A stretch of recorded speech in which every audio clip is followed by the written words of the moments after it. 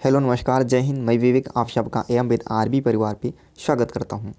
15 अक्टूबर जो second shift में जो पेपर हुआ था पेट 2022 का, आज उस प्रश्न को हम लोग सॉल्व करने वाले हैं। तो आप अपने प्रश्नों को मैच कर लीजिएगा कि कितने आपने सही किया है। तो आज का पहला प्रश्न है कि 1930 में महात्मा गांधी द्वारा सविनय अवज्ञा आंदोलन शुरू करने का कारण क्या था। तो कारण क्या था? नमक कानून तोड़ने के लिए दांडी मार्च, यानी ऑप्शन आपका जो सी होगा वो बिल्कुल सही जवाब होगा। क्लियर है? चलेंगे अगले प्रश्न पे। प्रश्न नंबर सेकंड क्या पूछा गया था कि 1857 के विद्रोह का परिणाम क्या था। तो 1857 का परिणाम क्या निकला था? ऑप्शन ए सही हो जाएगा। क्या? ईस्ट इंडिया कंपनी की शक्तियों को ब्रिटिश क्राउन में हस्तांतरित कर दिया गया था। ऑप्शन ए आपका बिल्कुल सही जवाब होगा। अगले प्रश्न पे चलेंगे। प्रश्न नंबर तीन क्या था कि निम्नलिखित में से कौन पृथ्वी की सबसे बड़ा अंतःस्थलीय जल निकाय है। तो यह क्या हो जाएगा? कैस्पियन सागर, यानी ऑप्शन सी सही हो जाएगा।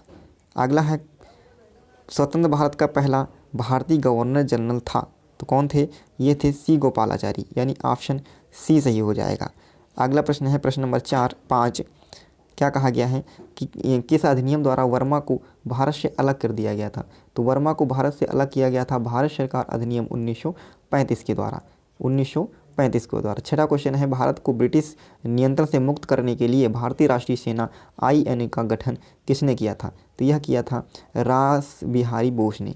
रास बिहारी बोस, यानी ऑप्शन ए जो होगा वो बिल्कुल सही जवाब होगा।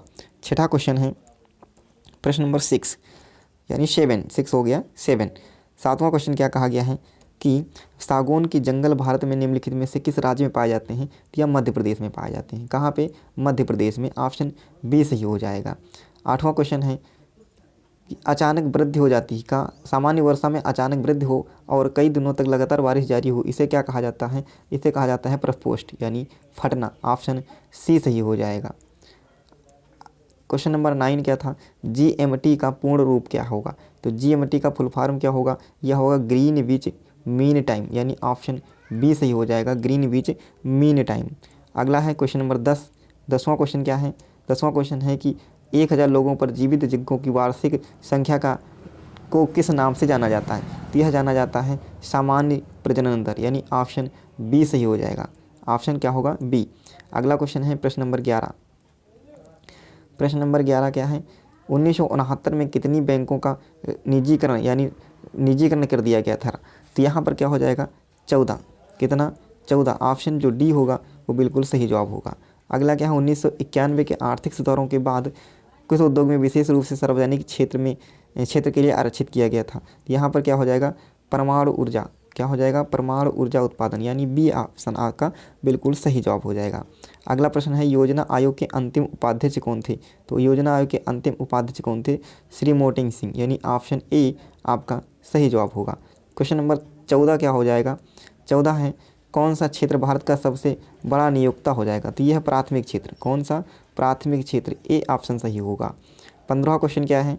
15वां क्वेश्चन है कि किस राज्य को हरित क्रांति के लिए भारत में 12वें स्थल के लिए चुना गया था। तो यह पहले सबसे चुना गया था पंजाब को। किसे चुना गया था? पंजाब को चुना गया था, यानी ऑप्शन ए सही हो जाएगा। 15वां क्वेश्चन देखेंगे।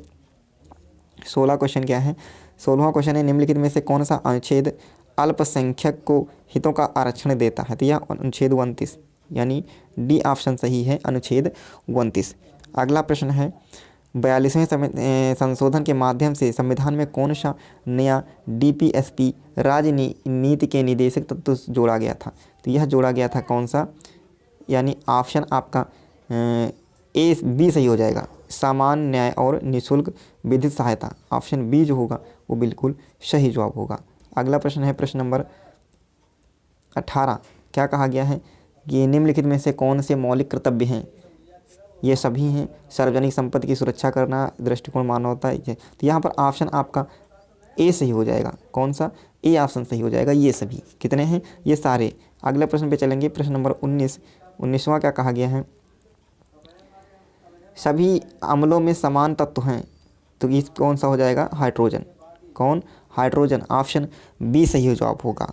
अगला प्रश्न है नॉनस्टिक खाना बनाने के लिए बर्तन से लेपित होते हैं। तो कौन सा हो जाएगा? तो यहाँ पर हो जाएगा ऑप्शन बी, क्या? टेफ्लॉन, ऑप्शन बी सही हो जाएगा टेफ्लॉन। अनुच्छेद 245 के अनुसार संसद का कार्य क्या होगा, तो यह है कानून बनाना, ऑप्शन सी सही हो जाएगा कानून बनाना। 22वां है सहकारी आयोग निम्नलिखित में से किससे संबंधित है, तो सहकारी आयोग केंद्र और राज्य संबंध, ऑप्शन बी सही होगा। क्वेश्चन नंबर 23 क्या कहा गया है कि प्रकाश वर्ष का एक माप है, तो प्रकाश वर्ष किसका होगा, प्रकाश की गति, क्या प्रकाश की गति, ऑप्शन सी सही हो जाएगा। अगला प्रश्न है प्रश्न नंबर 24, मैथ का क्वेश्चन है। प्रश्न नंबर 24 में क्या हो जाएगा, इसका उत्तर ऑप्शन ए आएगा, कितना 7.9, ऑप्शन ए जो होगा वो सही जवाब हो जाएगा। अगला क्या है, ये भी मैथ का क्वेश्चन है, इसमें कितना आएगा आपका, इसमें आपका उत्तर आएगा 70%,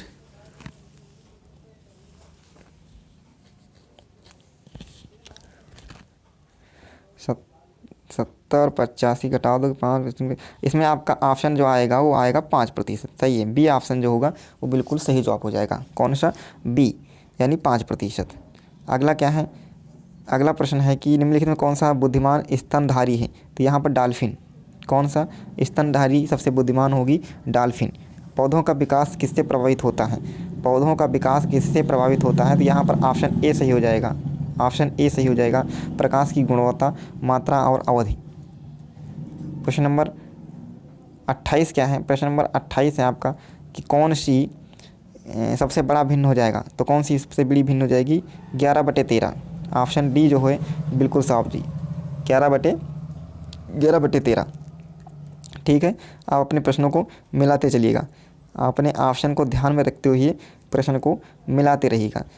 रूट में 9 - 4 रूट 5, इसका मान क्या हो जाएगा, ऑप्शन बी सही हो जाएगा, ऑप्शन बी बिल्कुल सही जवाब होगा। रूट 5 - 2, यहाँ पर एवरेज औसत का प्रश्न पूछा गया था कि इतने का औसत क्या होगा, तो यहाँ पर इसका औसत कितना होने वाला है, 140, बिल्कुल सही जवाब है 140 जिसने लगाया उसका जवाब बिल्कुल सही होने वाला है। क्लियर है, चलो अगला प्रश्न क्या है, स्थावर का विलोम पूछा गया, जंगम, स्थावर का विलोम क्या हो जाएगा, जंगम, यानी ऑप्शन ए सही हो जाएगा। बिल्ली को पहले ही दिन मारना चाहिए, यहाँ पर क्या हो जाएगा, भय का शमन शुरू में ही कर देना चाहिए, ऑप्शन बी सही हो जाएगा, भय का शमन शुरू में ही कर देना चाहिए। अगला है स्वलंब की संधि विच्छेद होगा, यण संधि में क्या हो जाएगा, यण संधि होगी, कौन सा, डी ऑप्शन सही हो जाएगा, सु प्लस अल्प, यण संधि है ना। ईत का सही हो जाएगा ऑप्शन बी, समाप्त और विघ्न, ऑप्शन बी जो होगा सही होगा। 35 क्या है, ईश्वर में विश्वास रखने वाला, तो जो विश्वास रखने वाला क्या हो जाएगा, आस्तिक, विश्वास रखने वाला आस्तिक, यदि पूछता विश्वास ना रखने वाला तब नास्तिक होगा, है ना, तो यहाँ पर ऑप्शन ए जो होगा वो सही जवाब हो जाएगा। अगला है इंग्लिश के पैराग्राफ से देख लीजिएगा, इंग्लिश का पैराग्राफ क्या पूछा गया था, तो इंग्लिश के पैराग्राफ में पहला ऑप्शन क्या हो जाएगा, यहाँ पर सी, क्या हो जाएगा, थैंक यू कार्ड्स, क्या हो जाएगा, थैंक यू कार्ड्स। दूसरा क्वेश्चन में नो, सी ऑप्शन सही हो जाएगा, दूसरा ऑप्शन में तीसरे क्वेश्चन में सी ऑप्शन आपका सही हो जाएगा, नो।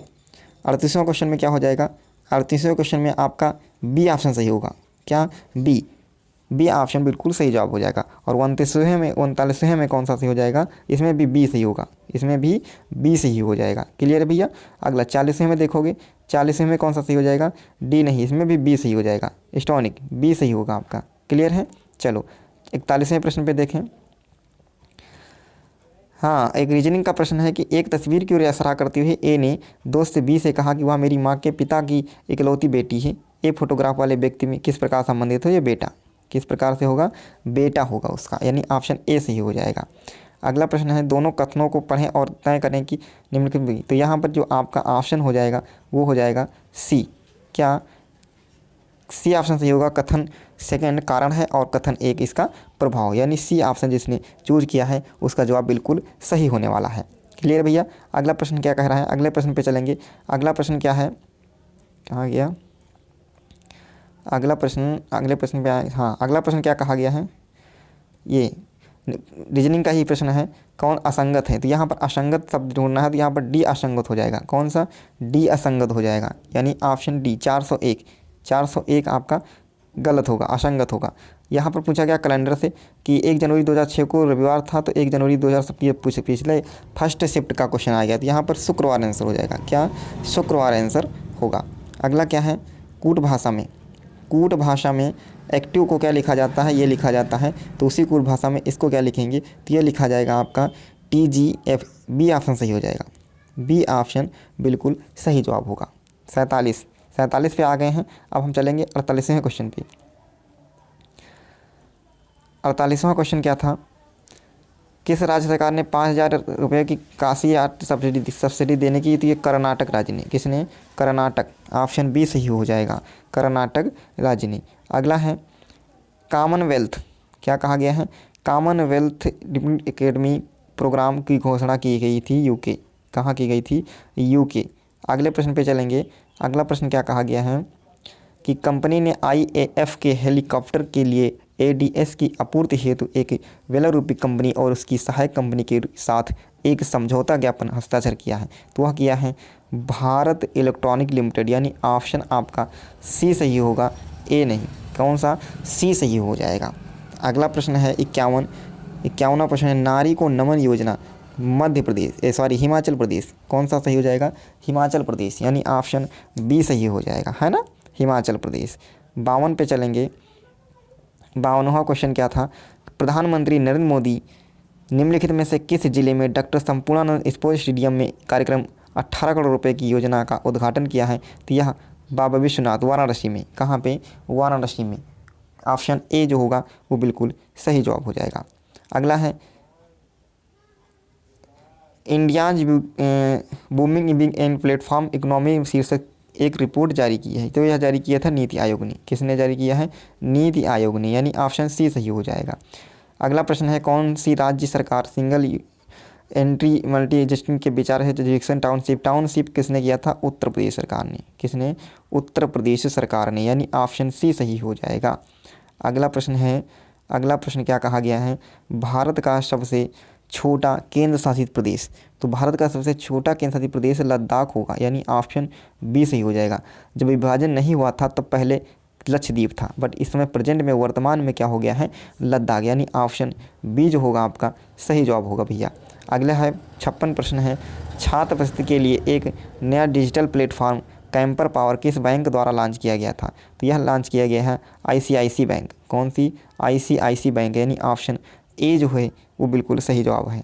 अगला क्या है? भारत के कितने राज्यों बांग्लादेश के साथ सीमा बनाते हैं? तो 5 राज्य। कितने? 5। ऑप्शन बी सही होगा, 5। पोलैंड की राष्ट्रीय मुद्रा, तो पोलैंड की राष्ट्रीय मुद्रा क्या होगी? ज्वाल्टी। ऑप्शन सी सही है, ज्वाल्टी। अगला क्या है? 59 पे चलेंगे। उत्तर प्रदेश का एक लोकप्रिय शास्त्रीय नृत्य क्या होगा? कथक। क्या हो जाएगा? कथक, यानी ऑप्शन बी सही हो जाएगा। कुचिपुड़ी कहाँ का? आंध्र प्रदेश। कथकली केरल, और मोहिनीअट्टम कहाँ का? केरल का। तो यहाँ पे कौन ऑप्शन? ऑप्शन बी सही हो जाएगा, है ना, ऑप्शन बी।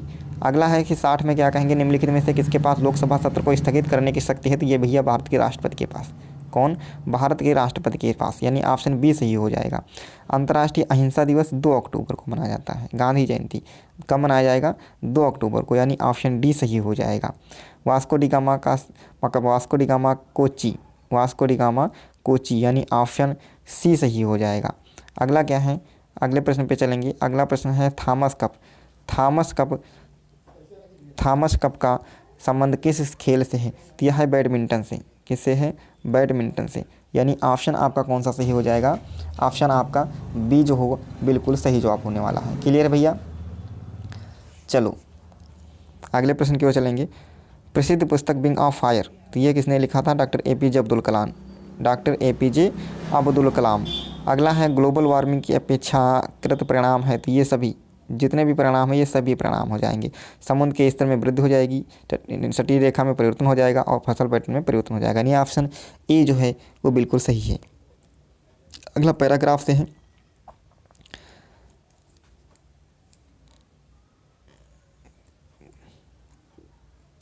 ये आपका पैराग्राफ से एक प्रश्न है।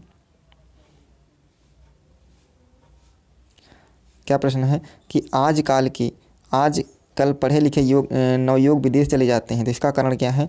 माँ बाप का सपना। क्या कारण होता है? माँ बाप का सपना पूरा करके सुख चैन की ज़िंदगी बसर करने की तथा समाज में प्रतिष्ठा बढ़ाने के लिए जाते हैं, यानी ऑप्शन बी जो है वो सही जवाब होगा। अगला प्रश्न क्या कहा गया है? 67वां, इस प्रकार के व्यवहार से वे हमारे साथ कैसे रह पाएंगे? यह ऐसे कौन से व्यवहार की ओर इशारा करता है? तो यहाँ पर कौन सा ऑप्शन सही हो जाएगा? ऑप्शन आपका डी सही होगा। कौन सा? डी। बच्चों के परिवार के सदस्य पत्नी और उनके बच्चों के रहन सहन, खान पान, पहनावा और चाल चलन की ऐतराज़ और कटाक्ष करते होंगे। ठीक है। 68वां क्वेश्चन है, विदेश में जा बसे, तो विदेश में जा बसे बच्चों के व्यवहार परिवर्तन के लिए कौन दोषी है? तो अधूरे संस्कार। कौन दोषी है? अधूरे संस्कार। ए ऑप्शन सही हो जाएगा। विदेश में जा बसे बच्चों के माँ बाप अपने द्वारा भोगे जाने वाले कष्टों और सुखों की चर्चा किसी से क्यों नहीं करते? तो इसका ऑप्शन हो जाएगा जग हंसाई के लिए। क्या हो जाएगा? जग हंसाई के लिए, यानी ऑप्शन बी सही हो जाएगा। क्लियर है। अगला प्रश्न है, बच्चों की शिकायत है कि माँ बाप पत्नी और बच्चों के साथ एडजस्ट नहीं करते, तो इसमें क्या हो जाएगा? इसका सही जवाब हो जाएगा 2 पीढ़ियों का अंतराल। 2 पीढ़ियों का अंतराल, ऑप्शन डी जो होगा वो बिल्कुल सही जवाब हो जाएगा।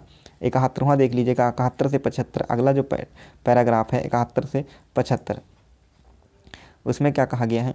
आज के बुजुर्ग के लिए बदलते समय कौन सा सर्वोचित मांग है जिससे वे चैन से अपना बुढ़ापा काट सकें? यहाँ पे कौन सा ऑप्शन सही हो जाएगा? ऑप्शन आपका यहाँ पे डी सही हो जाएगा कि बुजुर्ग बुढ़ापे के लिए कुछ अर्जित करके रखें, अगली पीढ़ी के सदस्यों पर ना बोझ बने और ना ही अपनी राय थोपें। यहाँ पर डी सही हो जाएगा।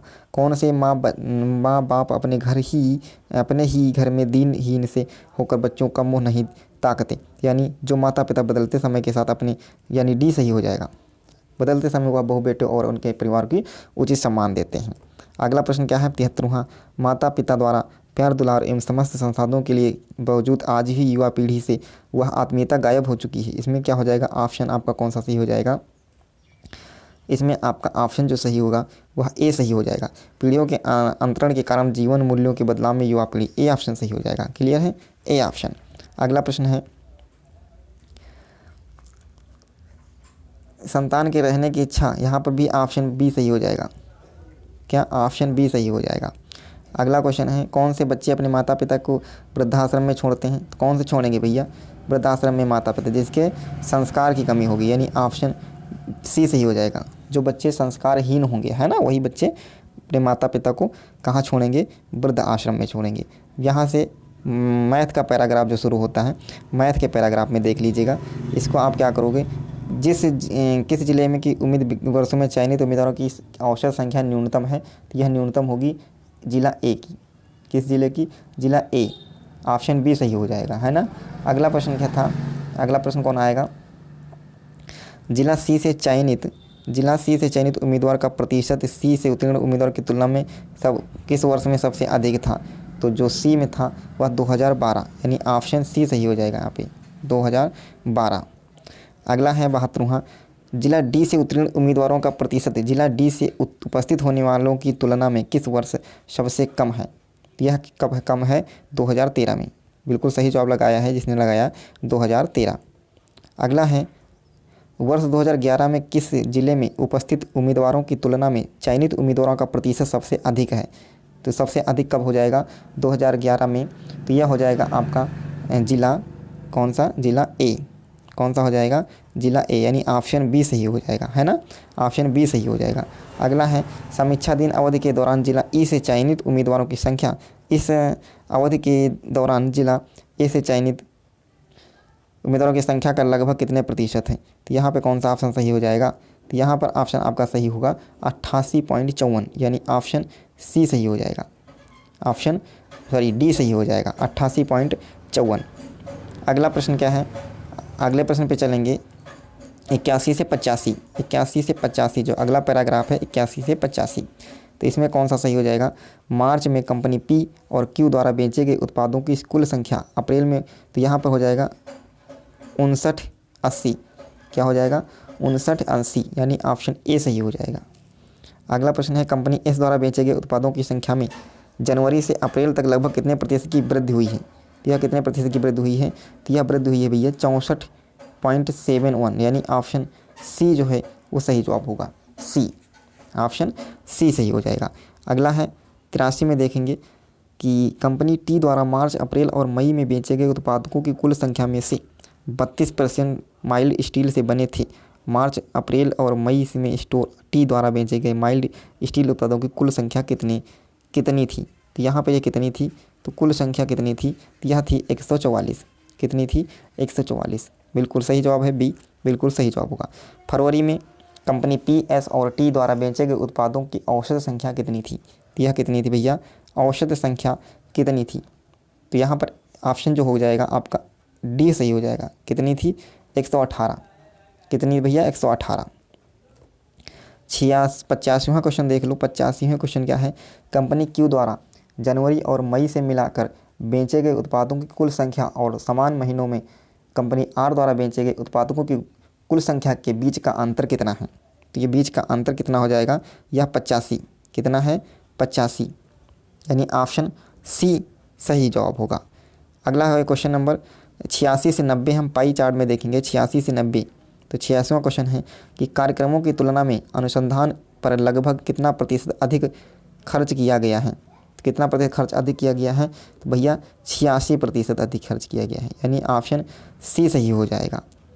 छात्रावास पर कुल खर्च का लगभग कितना प्रतिशत खर्च किया गया है? तो यहाँ पर कितना किया गया है?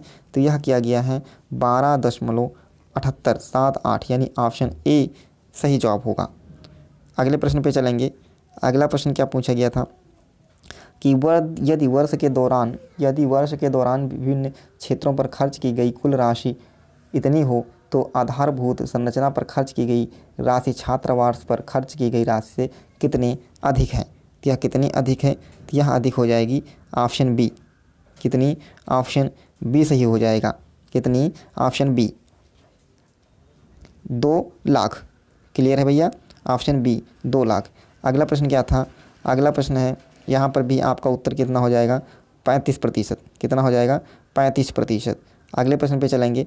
अगला प्रश्न क्या है? इसमें भी आपका उत्तर कितना हो जाएगा? इसमें उत्तर हो जाएगा 7250, यानी 725 के बाद 4 जीरो। ऑप्शन ए सही हो जाएगा। अगला प्रश्न है 91 से 95 तक। इसमें क्या है? ग्राफ से भी ये भी प्रश्न पूछा गया था। तो यहाँ पर ऑप्शन जो होगा 2005 में 2 कंपनियाँ हैं ए और बी की आय। तो यहाँ पर इसमें कितना हो जाएगा? 4568, यानी ऑप्शन सी सही हो जाएगा। कितना? 4568। ठीक है।